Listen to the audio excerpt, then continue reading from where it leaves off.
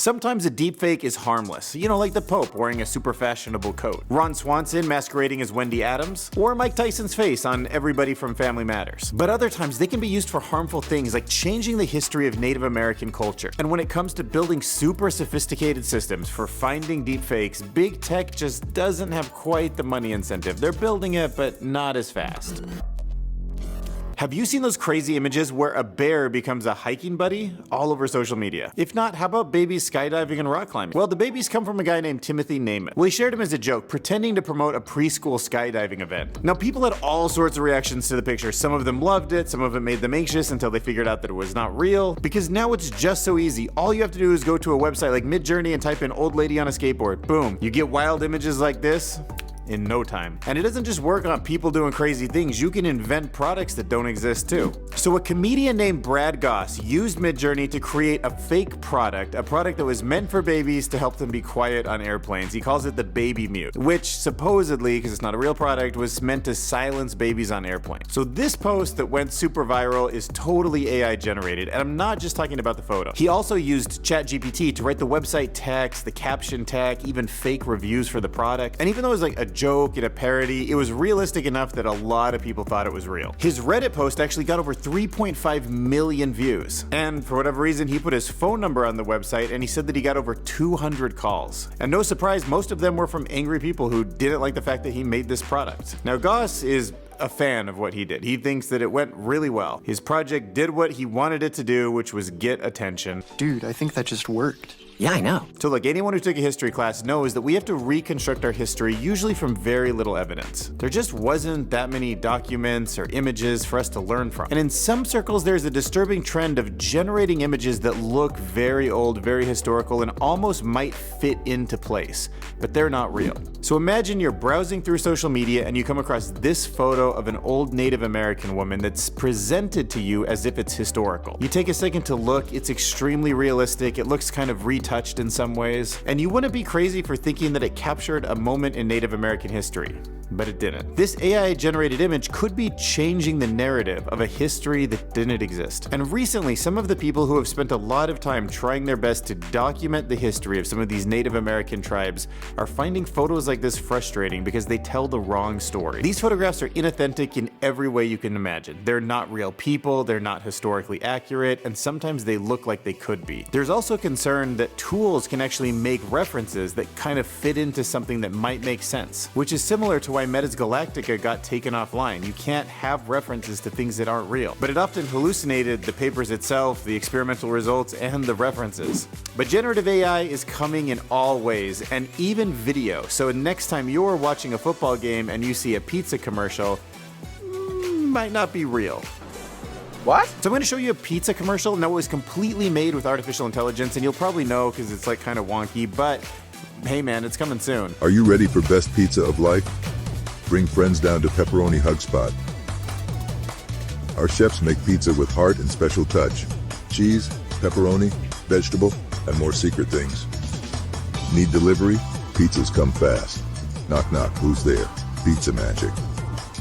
Eat Pepperoni Hug Spot pizza. Your tummy say thank you, your mouth say, Pepperoni Hug Spot. It's like family, but with more cheese. But hey, you can see how much this technology is progressing. Get out of here! You know what else is like pizza but with more cheese? Charles Barkley. So FanDuel just released a series of ads that include the NBA legend Charles Barkley talking with a younger, deepfaked Charles Barkley. Now, the company behind this deepfake is a company called Metaphysics, and they specialize in making actors look younger. They're gonna play a big role in Tom Hanks' new film where there's gonna be a bunch of younger versions, I guess. So some of the software they use is open source, and there's also similar tools that are surprisingly accessible that do similar jobs. So it's about time you start preparing for the conversation you're gonna have with your younger self. Let me know in the comments below what you would say to deepfake you. I'm curious.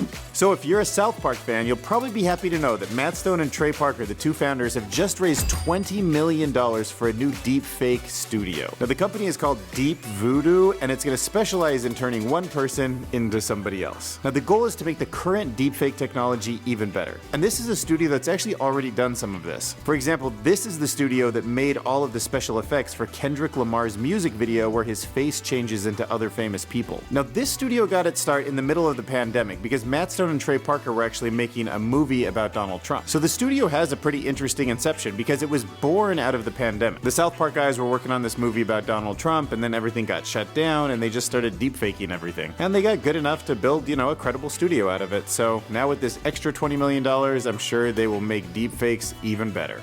Well, I don't know about you guys, but I sure am excited. But one problem with better deepfakes is more scam opportunities. So there's this group of scammers, and they started using deepfake technology to pretend they were the CEO of Binance, which is a cryptocurrency exchange. So they did this by using this really impressive artificial intelligence technology that can be done in something like a Zoom call, a video conference, and it can make your face look like someone else in real time. Now, these guys went the extra mile. They set up a fake LinkedIn account, and then they would hop on Zoom calls with cryptocurrency companies and negotiate a price to list their coin. But of course, they're not the CEO. They would just have the money sent over to them.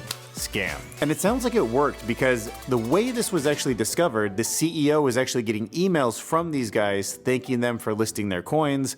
And he was like, I didn't list your coins. What are you talking about? So the technology is good, but it's not perfect. So for now, if you want to find out if somebody you're talking to is a deepfake, ask them to turn their head sideways or put their hand over their face, because the software can't handle it. It'll glitch out and you'll be like, wait, what was that? So now let's talk about what's the industry look like, what's the software look like that can actually detect these kind of deepfakes. So Bloomberg just wrote this piece about how the technology that actually detects deepfakes is one part of artificial intelligence that is not booming. So it argues that the big tech companies have been working super hard on improving AI, but not enough of that attention is going into the deepfake detection part of it. And that's because there's not money in it yet, which makes it hard for companies to justify putting all those expenses into the project. Like right now, everyone in big tech is like FOMOing over everything that's happening. They're scrambling to try to get market share, they're trying to get their product out before the next guy, and they just don't have the resources. Now eventually it will start hurting social networks and it will start dinging the company because it'll just be full of all this garbage, and then I'm hoping they'll catch up. So for now it's still crude, there are projects out there, Intel's kind of pioneering some really cool stuff, but until then it's up to you to be vigilant and protect yourself and be aware about how this works and that some things should be taken with a grain of salt. Smash that subscribe button.